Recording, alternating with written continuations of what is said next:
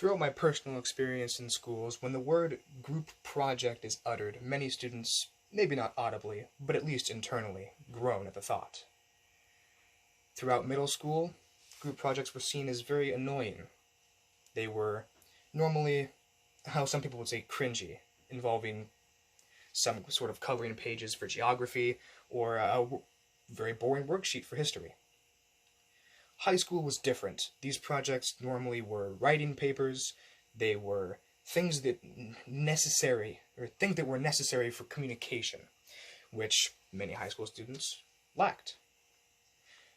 My personal experience within college has been very skewed, as the only group projects that I've had so far have been during a international crisis. But one thing is for certain, that opinions on these projects are very strong within students and teachers alike. Middle school, as I said, it was seen as annoyance. Many students didn't bother doing any work because they didn't care. They would slack off, they would talk, they would ignore the work being done by one or two of the students in the group. Throughout high school, the experience was roughly the same. Some students would slack off, less than in middle school, of course, as high school was seen as more acclimated to their future, and so some more students did take it seriously. But still, there were those choice few that would slack off because they didn't care for it, they didn't want to do it, and they felt like they didn't need to do it. In college, I've seen that the students work hard on getting the good grades to pass the class because you don't want to pay for it again. However, students and professionals, their opinions very much do differ. As an unknown author from the Eberly Center of the Carnegie Mellon University is seen quoted, "Properly structured group projects can reinforce skills that are relevant to both group and individual work." As well.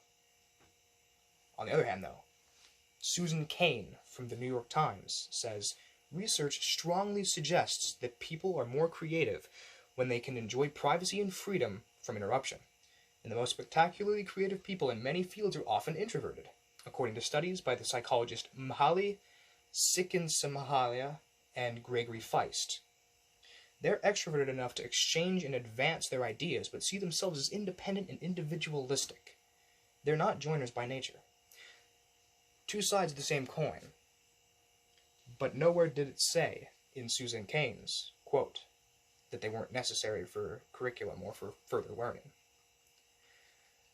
Holly Johnson, a writer for WorldWideLearn.com, says that benefits of a group project work may also include increased participation by students in all components of the course, better understanding and retention of material, mastery of skills essential to success in the course or in a career, and increased enthusiasm for self-directed learning, the kind of enthusiasm that can spur students on to independent research or honors projects.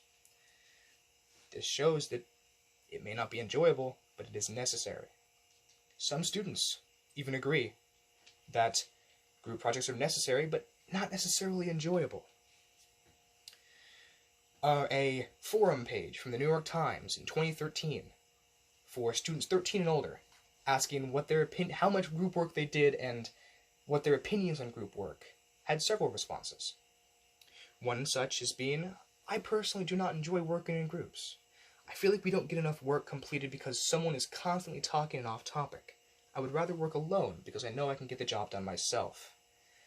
I feel sympathy with that person because I feel the same way in most cases. This particular project is different. I had team members that were willing to work alongside me and get things done. But that's not always been the case. Another quote from a student. "I think in school we should have group work, just not too much of it. When we have group work, it teaches us to work easily with others and how to compromise with ideas. Although we do not need a reasonable of independent work so that you can get the knowledge basically one-on-one, and you don't have one person in a group doing everything to make you pass, and then you don't know the material. Spelling errors aside in the in the quote itself, as I did completely pull it from the forum page, these students have a point. Group projects may not be necessarily fun, but they're necessary.